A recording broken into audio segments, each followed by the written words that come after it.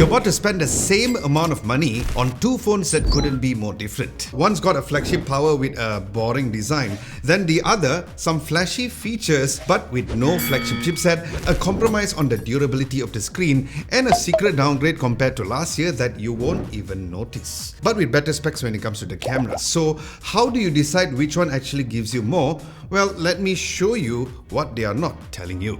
Now, design-wise, you get Samsung's signature style design on the S25. It's clean and minimal and nothing too flashy.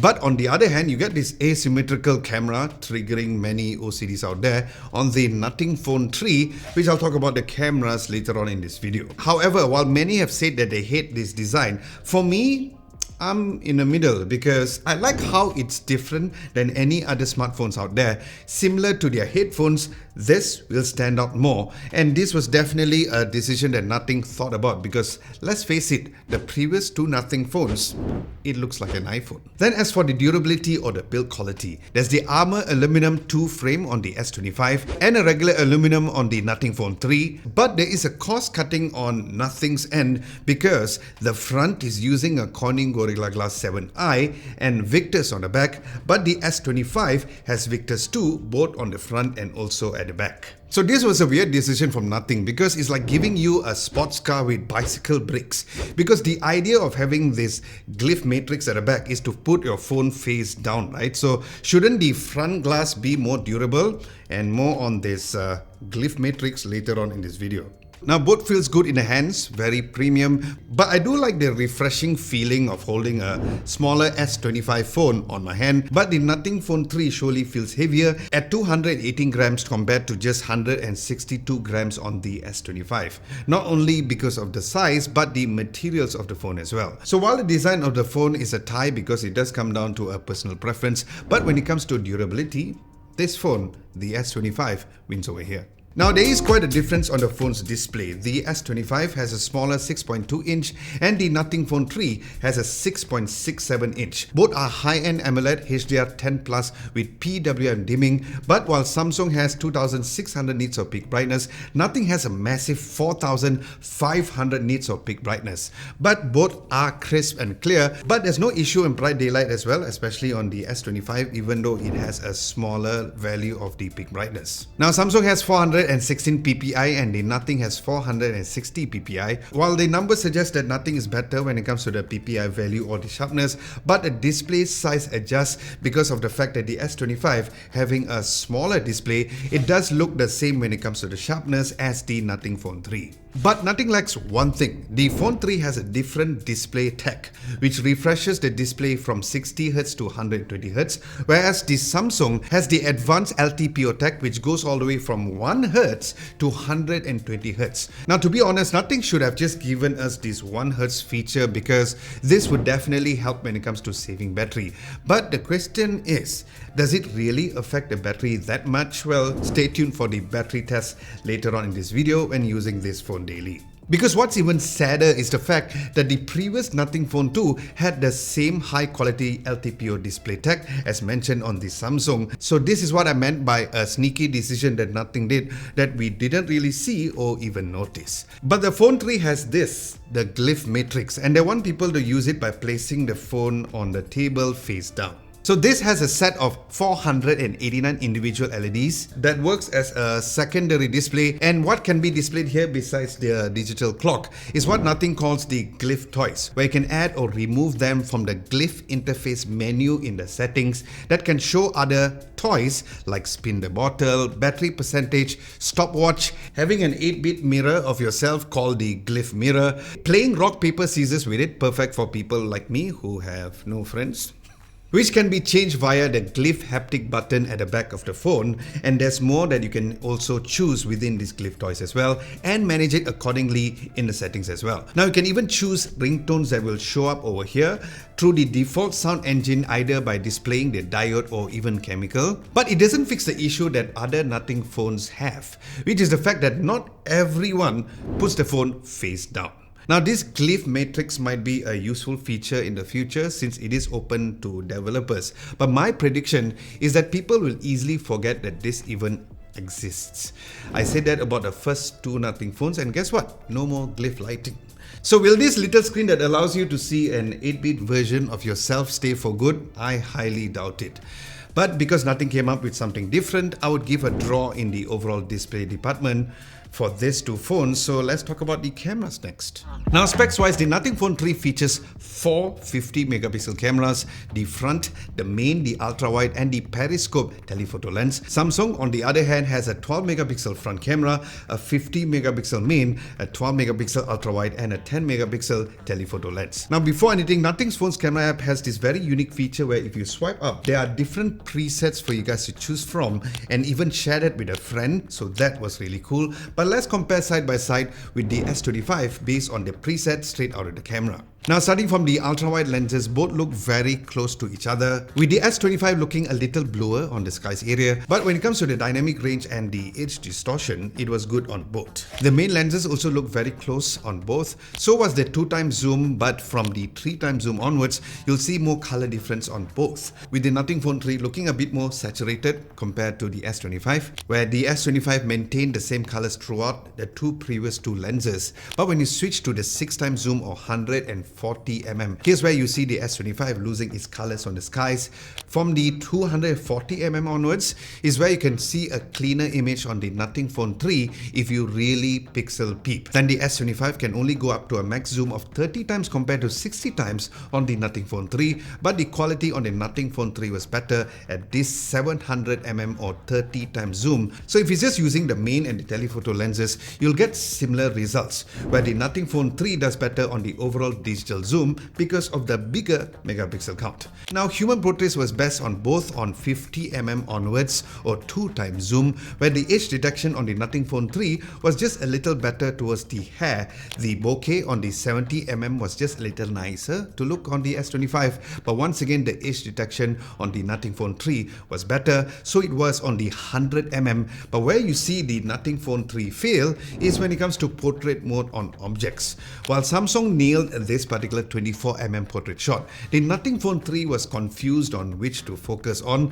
but even in this 50mm shot, the red flower was tack sharp on the S25 once again. However, it was a bit better on the 70mm and the 100mm on the Nothing Phone 3. But if it's more of a complicated object, you'll see the Nothing Phone 3 struggle again on this particular shot of the flower as seen side by side. And this is the same on every portrait mode focal length compared to the S25, where it did a fantastic job nailing the focus with better understanding on which to focus and going through the edge detection very well too. Now selfie portrait on both looks very nice. The S25's colors is a bit more bluer on the skies once again. The advantage the S25 has over here is of course the fact that there is a wider selfie option, but quality wise you can get very good selfie photos on both during the day. Then switching over to night photography, the ultra wide lenses on the S25 did better when it comes to having a more accurate colors, as the Nothing Phone 3 made it more warmer in color compared to how it was in real life, but the overall image is brighter on the Nothing Phone 3 due to the bigger sensor once again. Then the nighttime main lenses were better and good on both, so was the 50mm and the 70mm, but do expect some crappy images on both when it comes to the 240mm onwards. However, in a more balanced environment like this second nighttime main lens picture, you'll get similar great images on both up to 70mm, but definitely not 240mm or 10 times zoom with a grainy or a crappy colors on both. Now human portrait photos at night once again was very nice on both, even up to 100mm portrait mode, but for objects both wasn't that good because this particular plant itself was very confusing. I was quite annoyed with the fact that my usual plant that I take my night portrait mode shots was not there anymore. Disappeared. So I had to take this instead, so I guess it's time for me to choose a better night object when it comes to portrait mode in the future. Then selfies at night was equally as good, with the S25 just being a little brighter on the face but still looking nice on the Nothing Phone 3. As for video, the S25 can record up to 8K, so let's just compare the 4K video quality instead. For the ultra-wide lenses during the day, I didn't like how overexposed the buildings were on the S25 even without turning on the HDR mode on both phones. The Nothing Phone 3 looked better exposed, and that was the case for the main lenses as well. But what's funny is that only when you go up to 3x zoom, that's where you see the S25 did better on the exposure, and you can go up to 12 times zoom on both, where the S25 will give you sharper footage, but then again, who zooms up to that amount when it comes to video? Then as for stabilization wise, the ultrawide video was excellent as expected, but you would see a little movement on my steps for the main lenses on the Nothing Phone 3, more so for the 3x stabilization. Then the front video camera can record up to 4K and it handled the exposure changes very well. Stabilization for the front video was also great on both. Then as for nighttime videos, while the S25 was strangely a bit brighter on the ultrawide lenses, even though with a smaller megapixel count, but it was better on the main lenses on both. Quality wise, the ultrawide lenses on both was good, balancing well on the highlights and the shadows, even better on the main lenses too, even with the 3x video quality as well. Then the selfie video was surprising at night, because while both handled the exposure well, but my skin tones looked a bit pasty on the S25. It wasn't an issue before, but yeah, it is something that you can clearly see in this footage, but stabilization wise, the S25 was better. And here's a quick vlogging test for you to hear how the audio recording is for both phones, so you can be the judge. Alright, here is a vlogging test using both the Nothing Phone 3 and the Samsung Galaxy S25. Now you can see that I'm up on a rooftop, very windy, my hair is blowing. So let me know which audio sounds better in the comment section below. And of course, this will determine which would be a better vlogging phone than using the front camera. The good news is that 4K video recording for the Nothing Phone 3, so that's good, which is something that the S25 series has for the longest time, or even all of the flagships. But of course, let me know what you guys think of the audio quality. Test 1, 2, test 1, 2. Phew, that was a tough one to test. So if you can be kind enough to give this video a nice big thumbs up, that would be awesome. And a subscription would be lovely too, as this type of videos are really hard to make, my friend. So thank you very much in advance, and let me know which one is the winner when it comes to this camera department. Would love to have your input this time. Now personally, I really love the Nothing OS software. It feels like a blessing to the eyes and the overall usability as well. Now many of you also agree with the fact that when we ask you what is the saving grace of the phone in our YouTube community post. So yeah, Nothing has always been a software optimizing company like the Google Pixel. The widgets were great on the phone. They also allow you to adjust the size of the notification icons and even a red recording button at the back when the video is recording. But of course, the highlight is the fact that the idea of having the essential key over here, where with a single click you can take a screenshot or take a photo directly from the gallery to the essential space, and saving it with a caption was a really nice touch. You can also long press to record a voice note and save it as a transcription as well. But what's even cooler is the fact that there's a feature called flip to record, where how this works is that when you put your phone face down, just press and hold the essential key, and just like that, you're recording your meetings or just being a spy. Then if you double press this button, it will enter the essential space as well. And then there's also the Nothing's version of Apple Spotlight Search, where you can search for anything on your phone or on the web by either swiping up from the home screen, or you can customize to have the search over at your home screen as well. But Samsung also has the best One UI customization and the AI features too, like how it has its own Galaxy AI and Google Gemini, which are A, which is practical to use like the now bar and the brief section, and B, which are actually simple and usable from a day-to-day life. But mind you, these AI features in Samsung are free till December 2025. So let's wait and see what happens after that, right? But Samsung also offers 7 years of OS and security updates compared to just 5 years of OS updates and 7 years of security updates, which does sound like a clear win for Samsung with the extra headroom that Samsung provides.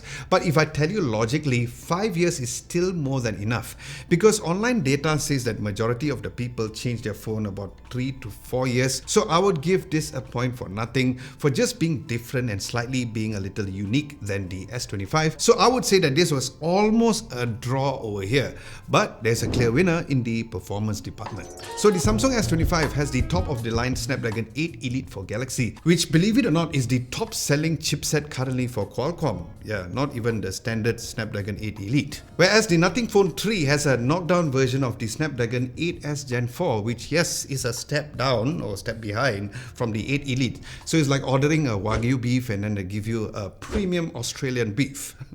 But Nothing does put a lot of effort when it comes to optimizing the processors for the smartphone. I saw it in the Nothing Phone 2 and the CMF Phone 2 Pro as well.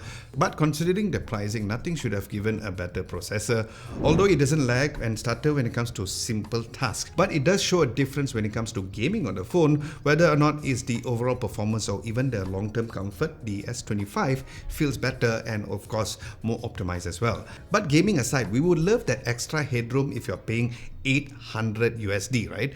So Samsung gets the performance department over here, but that does not make the Nothing Phone 3 a poor option, because there's one place that Nothing is obviously winning, which is on the battery. So this Phone 3 has 5150 milliamps of battery, but a bigger 5500 milliamps in India only, because apparently India has fewer restrictions as compared to the US and the EU in the transport regulation. So globally here in Malaysia, unfortunately, we are only getting the 5150 milliamps, whereas the Samsung S25 has 4000 milliamps. Now again, numbers might tell you that Samsung is going far behind, and the answer is yes, they are way behind compared to the Nothing Phone 3. Because while I was getting an average around 6 hours plus of screen on time when I was at 10% battery on this S25, the Nothing Phone 3 gave me a whooping 10 hours of screen on time when I was at 10% battery with dark mode turned on, very close to the best battery life I had this year, which is the Google Pixel 9a at 11 hours of screen on time. So yes, this Nothing Phone 3 gets this point. And by the way, if you want a written version of everything mentioned in this video, we do have one as a recap at our website at www.adamlobo.tv. Links to the website will be down below, so do check it out, as we do have some daily tech news over there too. So should you buy the Nothing Phone 3? Well, the answer is not as straightforward and as easy as it may look. Considering Nothing is a baby company or a startup, they are very close but not there in competing with the giants. So it does come down to which is your priority when it comes to this comparison video. But at this point in time, I think that Nothing should be concentrating more on their audio products instead, because that has been great and on point as of late. And speaking of which, check out my review of the Nothing Headphones 1 over here.